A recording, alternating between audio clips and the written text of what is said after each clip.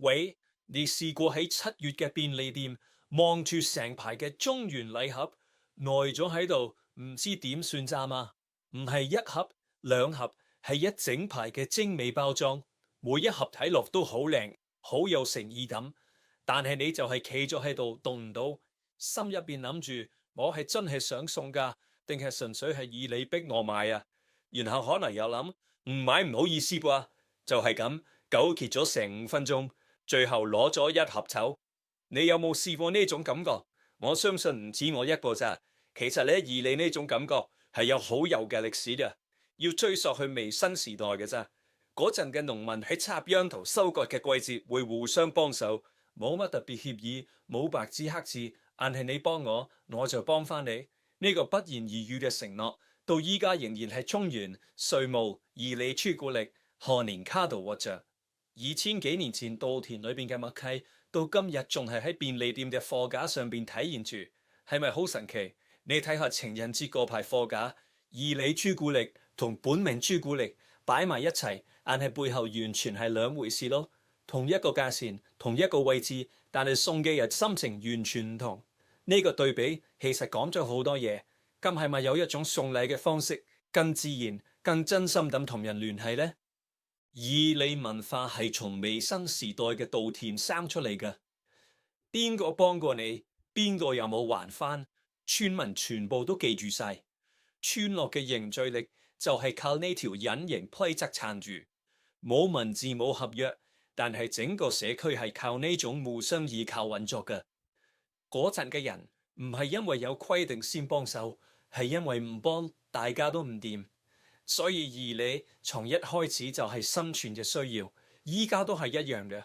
好似返工嘅情況，個同事幫你頂班，你好感激，但係喺心底裏立刻就有把聲話：我幾時還返？點還法？還多少先夠？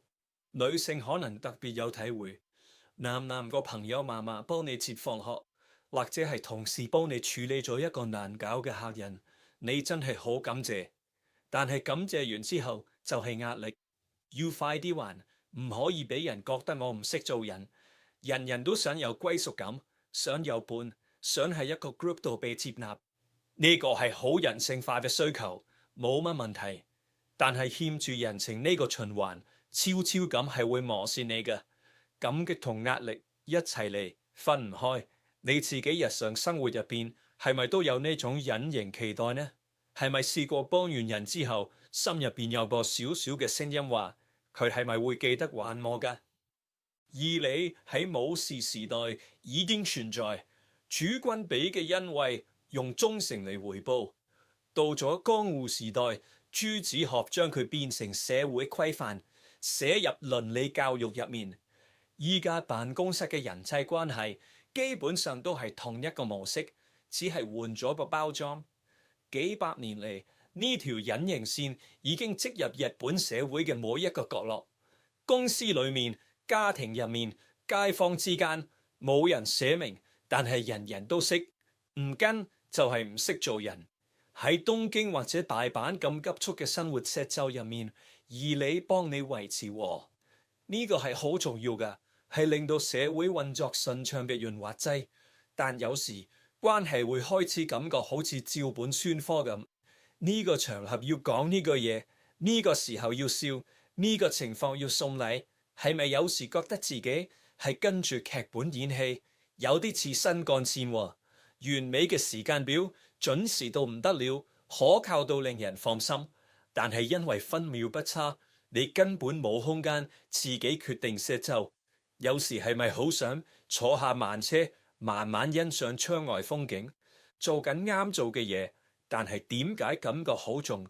你有冇試過做完一件應該做嘅事之後，感覺唔係輕鬆，而係更貴？中元係7月，歲暮係12月，由中國習俗經佛教傳入，再俾3月百貨大力推廣，變成全國性嘅送禮文化。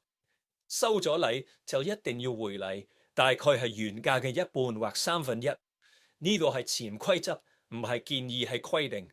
仲要記住係邊個送咗乜俾你，幾錢，幾時送，然後計算回禮嘅時間同金額。呢個其實係一份全年無休嘅關係管理工作。賀年卡都係一樣，有啲係真心寫，帶住祝福同回憶一齊送出去。但係有啲老實講係義理逼你寫嘅。每年12月係咪都會嘆一口氣，諗住賀年卡仲未寫？日本人每年用喺送禮嘅費用，聽講同美國人打官司嘅費用差唔多。呢個比較好有趣，但係背後係一個認真嘅觀察。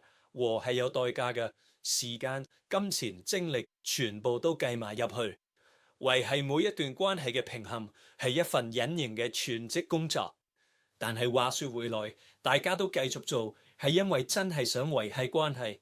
呢份心意係真實嘅，只係有時候包裝太重，反而見唔到入邊嘅心。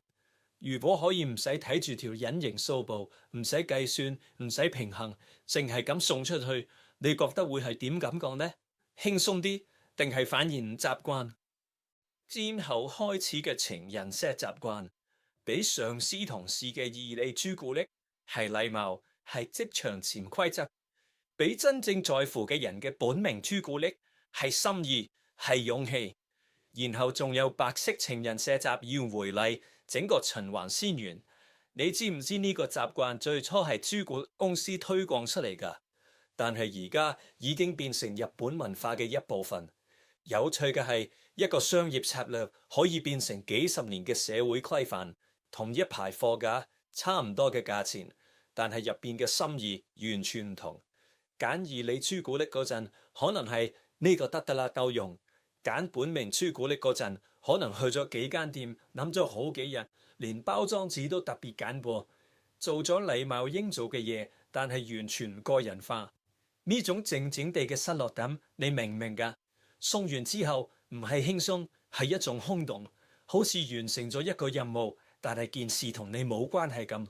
其實收嘅人通常都感覺到㗎，呢個係義理嚟㗎，唔會講出口，但係知，兩個人都知，但係都繼續見，因為咁樣係應該嘅，唔計分咁送，唔期待回報咁送，唔驚人覺得你唔識做人咁送。喺而家嘅生活入邊，係咪真係有啲天方夜譚咁？但係細個嗰陣，我哋明明就係咁送嘢俾人㗎，因為中意，因為想，幾多係義理，幾多係真心㗎，唔使答我，答自己就夠。義理繼續存在，係因為和真係好重要。就算係不情願都好，送禮呢個行為將社會聯繫埋一齊，呢個係事實，亦係一種美。日本人對和嘅珍視係全世界都少見嘅細膩，呢種文化值得尊重。但係好多人心底裏都渴望一種唔係義務嘅關係，唔係因為你欠佢，唔係因為規矩話要咁，而係純粹因為想陪住你嘅人。你有冇遇過咁嘅人？你諗下櫻花，佢唔係因為有人努力付出先開㗎，唔係因為你表現好先出現，佢就係咁嚟。每年春天無條件咁盛開，然後靜靜地落，唔要求你讚，唔計較你有冇感激，像少咗嘅體諒，唔使還嘅善意，唔計較嘅陪伴。你能夠想象到咁嘅關係咩？有人喺你生命入邊，唔係因為你有用先喺度，而係因為佢想喺度。揀你生命入邊一段義理關係，試下用唔同嘅眼光睇下。如果唔係義理，我仲會同呢個人有聯繫咩？或者如果我唔計較回報，我會點對待呢個人？今個禮拜試做一件事，唔好期待回禮，淨係 send 個信息俾人，或者送個少少嘅心意出去，唔使貴，唔使隆重，唔使寫喺任何賬簿上面，感受下係點感覺，輕唔輕鬆，暖唔暖，唔使長篇大論。唔使完美，一句最近點㗎，3個字掛住你已經夠。呢啲唔係義理，係選擇，係你決定咗要咁做，唔係規矩叫你。喺一個咁重視和嘅文化入邊，我覺得仲有一個更深嘅邀請，唔係出於義務，而係真正令你飽足嘅關係。由一個真誠嘅行動開始，細細個都得，唔完美都得。最緊要係發自內心。如果你聽住聽住，心入邊有個聲音問：係咪真係有人可以無條件咁愛我㗎？唔係因為我有用，唔係因為我還得起，係真係愛我。唔好急住 ignore 呢個問題，其實係好多人心底裏最深嘅渴望。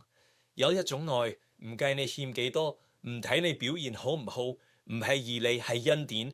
靜靜地試下講呢句：上帝，如果你係真實嘅，求你將自己顯示俾我睇，唔使你即刻相信乜嘢，唔使你有任何準備，淨係呢句說話誠實咁講出嚟，或者就係呢句說話令一切開始改變。對好多人嚟講，上帝就好似一位充滿智慧又貼身嘅朋友，唔係高高在上遙不可及嘅那種，係真係喺你身邊明白你嘅那種。當你最攰、最孤單、最唔知點算嘅時候，佢係喺度嘅。唔知你會唔會都想認識下佢呢？我自己相信呢次相遇一定會係一段好美好嘅經歷，唔係因為生命會突然冇咗問題，係因為你唔再需要一個人面對嗰啲問題，有人同你一齊行，感覺係完全唔同嘅。如果你願意，不如我哋一齊祈禱。主耶穌，我承認我的罪，並尋求你的寬恕。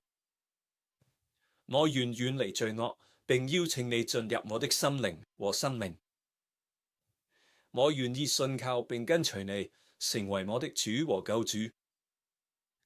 請幫助我理解你的愛與恩典。我需要你的指引嚟真正改變我的心靈，更新我的思想。